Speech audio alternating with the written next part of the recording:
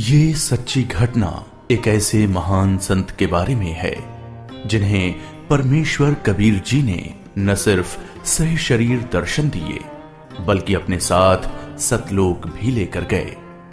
हम बात कर रहे हैं हरियाणा की पावन धरती पर अपने अद्वितीय ज्ञान की छटा बिखेरने वाले संत गरीबदास जी महाराज की। संत गरीबदास जी महाराज का जन्म हरियाणा के जिला झज्जर गांव छुड़ानी में सन 1717 में जाटों के एक प्रसिद्ध धनखड़ परिवार में पिता श्री बलराम जी और माता श्रीमती रानी देवी जी के यहाँ हुआ था। गांव छुड़ानी में गरीबदास जी महाराज का नानका है। गरीबदास जी गांव करौथा जिला रोहतक हरियाणा के रहने वाले धनखड़ गोत्र के थे। इनके पिता श्री बलराम जी का विवाह गांव छुड़ानी में शिवलाल सिहाग की बेटी रानी देवी से हुआ था। श्री शिवलाल जी का कोई पुत्र नहीं था, इसलिए श्री बलराम जी को घर जमाई रख लिया गया था। गांव छुड़ानी में रहते 12 वर्ष हो गए थे तब संत गरीबदास महाराज जी का जन्म गांव छुड़ानी में हुआ था। श्री शिवलाल जी के पास 2500 बीघा जमीन थी, जिसके वर्तमान में 1400 एकड़ जमीन बनती है।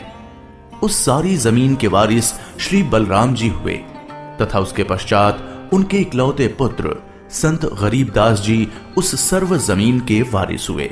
गरीबदास जी बचपन से ही अन्य ग्वालों के साथ गौ चराने जाते थे। कबलाना गांव की सीमा से सटे नला नामक खेत में 10 वर्ष के बालक गरीबदास जी जांडी के पेड़ के नीचे प्रातः 10 बजे अन्य ग्वालों के साथ जब भोजन कर रहे थे, तभी वहां से कुछ दूरी पर सत्य पुरुष कबीर साहिब जिंदा महात्मा के रूप में सतलोक से अवतरित हुए। गरीबू, सूरज सर पर आने वाला है, चलो हम सभी भोजन कर लेते हैं। हाँ चलो। हाँ, चलो चलो चलो उस जांडी के पेड़ के नीचे बैठते हैं। आ जाओ चलो चलो चलो।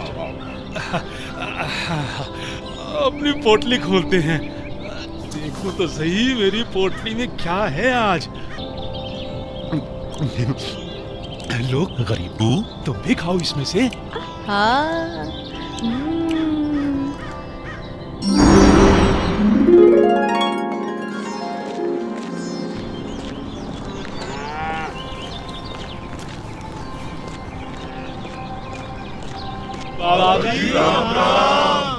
राम राम। बाबा जी आओ, रोटी खाओ। नहीं, मैं अपने गांव से ही भोजन करके आया हूँ। कौन सा गांव है आपका? मेरा गांव सतलोक है।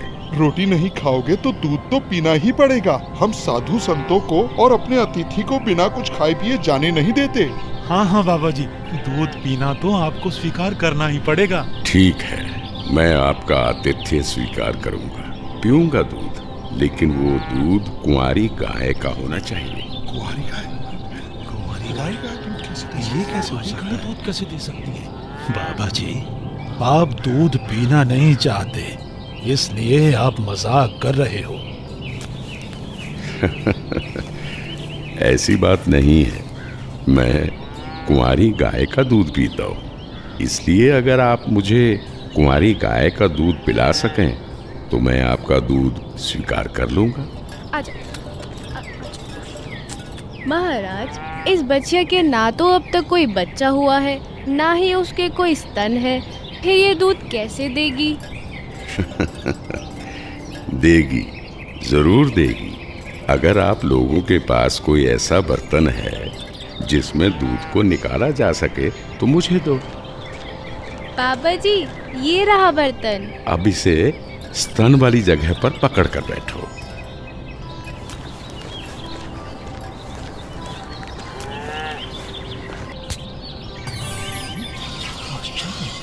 और आश्चर्य, ऐसा कैसे हो सकता है? कुंवारी गाय दूध दे रही है। ये लो महाराज जी, ये तो आप ही का चमत्कार है। कृपा करके आप दूध पी लो।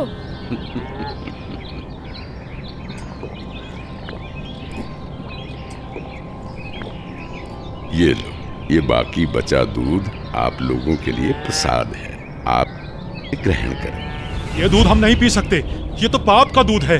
इस दूध को कुंवारी गाय से निकाला है आपने। एक तो न जाने कौन सा जादू टोना किया है आपने इसमें, और ऊपर से इसे झूठा भी कर दिया।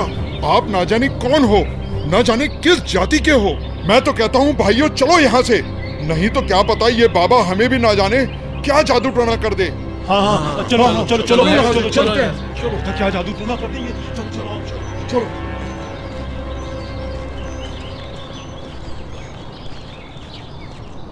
लाओ भगवान, ये प्रसाद मुझे दे दो, फिर ना जाने कब आपका बनाया हुआ प्रसाद नसीब हो। ये तो मेरा सौभाग्य है कि आपका जूठा दूध मुझे प्राप्त हो रहा है। ये तो अमृत के समान है। बेटा, ये दूध किसी जादू टोने से बनाया गया दूध नहीं है, और ये इस लोक का भी नहीं है। ये तो मेरे लोक अर्थात सतलोक से आया है। तुम इसे पी लो, तुम्हें बहुत लाभ होगा। ठीक है बाबा जी, दीजिए। बेटा, परमात्मा की भक्ति किया करो, उसका नाम लिया करो। ये मनुष्य का जीवन बार बार नहीं मिलता। जी भगवान, भक्ति तो मैं करता हूँ, राम राम करता हूँ, सीता राम और राधे श्याम का भी जाप करता हूँ, बजरंग बली की जय भी बोलता हूँ और शंकर भगवान की पूजा भी करता हूँ। बेटा, इन भगवानों की भक्ति से मोक्ष नहीं मिल सकता। तुम जन्म और मरण के बंधन से मुक्त नहीं हो सकते। परमात्मा गरीबदास जी को ये समझाते हैं कि स्वर्ग तो मनुष्य को केवल भ्रमित करता है, जिससे वो सतलोक की प्राप्ति न कर सके। स्वर्ग का वैभव दिखाकर मनुष्य को असली परमात्मा के पास जाने से रोका जाता है। भगवान, आप कहाँ से आए हैं? बेटा, जहाँ से मैं आया हूँ वो एक ऐसा स्थान है जहाँ आप इस मृत्यु लोक के बंधन में आने से पहले रहते थे। बाबा जी, क्या मैं इन सभी लोगों का अनुभव कर सकता हूँ? अच्छा ठीक है, तुम पेड़ के नीचे बैठ जाओ। जी भगवान। गरीबदास जी अपने हाथों को जोड़कर वहीं पेड़ के नीचे बैठ जाते हैं। जिंदा बाबा के रूप में आए कबीर परमेश्वर जी बालक गरीबदास को नाम दीक्षा देते हैं और गरीबदास जी के सर पर हाथ फेरते हैं। जैसे ही बाबा जी ने हाथ फेरा, गरीबदास जी की आत्मा बाहर निकली। गरीबदास जी की आत्मा ने बाबा जी को प्रणाम किया। प्रणाम भगवान। चलो गरीबदास। परमात्मा गरीबदास जी को गणेश का लोक, ब्रह्मा का लोक, शिवलोक, विष्णु लोक, ब्रह्मलोक, धर्मराय का लोक, सभी जगह ले जाते हैं। फिर परमात्मा गरीबदास जी को 12वें द्वार के पार असली सतलोक में ले जाते हैं। इधर गरीबदास का शरीर उस पेड़ के नीचे बिना आत्मा के है। वो उसी मुद्रा में बैठे हुए हैं जैसे उसे छोड़ कर गए थे। अरे गरीबू, उठ ले भाई, आजा, अपनी गायों को संभाल ले, तेरी बारी का समय हो गया है। अरे भगत जी, खड़ा हो ले। अरे अरे, इसे क्या हुआ? अरे गरीबू, क्या हुआ तुझे? उठ क्यों नहीं रहा? अरे सुनो, अरे सुनो, इधर आओ, सभी इधर आओ। देखो गरीबू को कुछ हो गया है। हे भगवान, ये क्या हो गया? हे भगवान, ये क्या हो गया? गरीबू, भागाओ भागाओ, गरीबू मर गया, मर गया। हे भगवान, ये क्या हो गया? वहीं दूसरी ओर गरीबदास जी महाराज की मृत्यु की खबर जैसे ही छुड़ानी गांव में पहुंचती है, तो गरीबदास महाराज के माता पिता अपने इकलौते पुत्र को देखने के लिए खेतों की ओर दौड़ते हैं और अपने इकलौते पुत्र के शव को देखकर रानी मां व्याकुल हो उठती हैं। जब सारा गांव गरीबदास जी महाराज की आकस्मिक मृत्यु से व्याकुल था, तो इस बात से बेखबर गरीबदास जी पूर्ण ब्रह्म कबीर साहिब जी के साथ सतलोक के विहंगम नजारे देख रहे थे।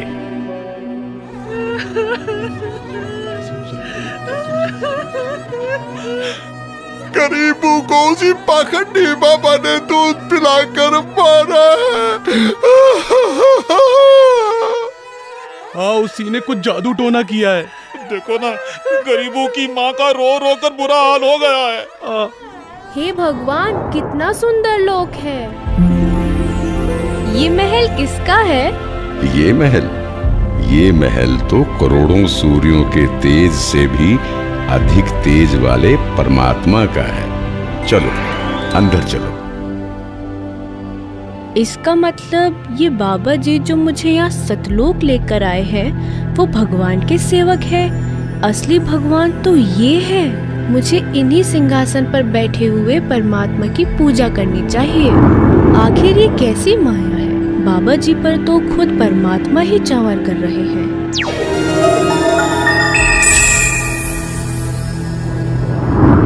बेटा गरीबदास, जिस मृत्युलोक में तुम रह रहे हो वो एक यातना देने की जगह है। वो तुम्हारे लिए एक कारागार है। वहाँ कोई भी जीव सुखी नहीं है। चाहो तो नीचे मृत्युलोक की तरफ देख लो।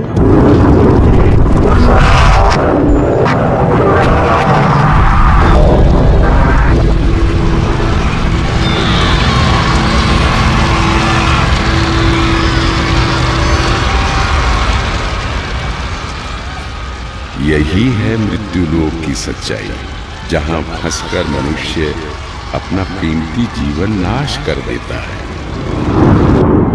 और कर्म कांडों में फंसा रहता है। बेटा, मृत्युलोक पर तत्वज्ञानी संत की कृपा से मुक्ति पाकर तथा मृत्युलोक के अलावा यमलोक, स्वर्गलोक, विष्णुलोक, शिवलोक, ब्रह्मलोक जैसे जिन 21 ब्रह्मांड के लोकों में तुम गए हो, वहां से भ्रमित हुए बिना जो भी जीवात्मा सतलोक में आती है तो सतलोक में खाली पड़े महलों में वो बिना किसी भेदभाव के रहते हैं। धरती पर वो चाहे राजा हो, रंक हो, नीची जाति में जन्म हो या उच्च जाति में, यहाँ सतलोक में सबके लिए एक समान व्यवहार है। यहाँ कोई जन्म मरण नहीं है, वृद्धावस्था नहीं है, ना ही कोई बंधन है। बेटा गरीबदास, तुम्हारा स्थान भी यही सतलोक है। बेटा गरीबदास, जाओ, अब तुम मृत्युलोक में वापस जाओ। परमात्मा, मैं उन सभी लोगों की सच्चाई जान गया हूँ। कृपा करके आप मुझे वहाँ वापस ना भेजो। बेटा, तुम ऐसे यहाँ नहीं रह सकते, क्योंकि जब आप यहाँ से गए तो आप पुण्यों से परिपूर्ण थे। तो इसलिए तुम जब उस लोक में उतने ही पुण्यों से परिपूर्ण हो जाओगे तभी इस लोक में वापस आ सकोगे और एक स्थायी स्थान को प्राप्त कर सकोगे। बेटा, मैं तुम्हें एक ऐसी अनमोल भक्ति दूंगा जिसके साथ तुम नीचे मृत्युलोक में जाओगे और वहां थोड़े ही प्रयास में पुण्यों से धनी हो जाओगे। नीचे जाकर मेरे ज्ञान का प्रचार करो, सच्चे परमात्मा के बारे में लोगों को बताओ। वहां रहने वाले तुम्हारे सभी भाई बहन यहीं से गए हैं और काल के जंजाल में फंसकर गलत रास्ते पर चल रहे हैं। जी भगवान। इधर दूसरी तरफ गरीबदास जी के परिजन उनके शरीर को लेकर अंतिम संस्कार की क्रिया करने लगे। प्रपतन वो परलोक है जहाँ अदली सतगुरु सार, भक्ति हेत से उतरे पाया हम दीदार। बेटा, तुम्हारी तो मृत्यु हो गई थी। नहीं पिताजी, मेरी मृत्यु नहीं हुई थी। जो बाबा जी हमारे पास आए थे वो तो साक्षात कबीर भगवान थे। वो मुझे अपने सतलोक ले गए थे। सतलोक? हाँ, सतलोक जो सभी लोकों से ऊपर है, वही हमारा असली घर है। वहाँ जाकर मुझे पता चला कि कबीर भगवान ही इस संपूर्ण ब्रह्मांड, संपूर्ण जगत के मालिक हैं और वही असली परमात्मा है। बोलो कबीर भगवान की जय। अजब नगर में ले गया हमको सतगुरु आन, झिलके बिंब अगाध गति वहाँ सोते चादर तान। अनंत कोटि ब्रह्मांड का एक रति नहीं भार, सतगुरु पुरुष कबीर है कुल के सृजनहार।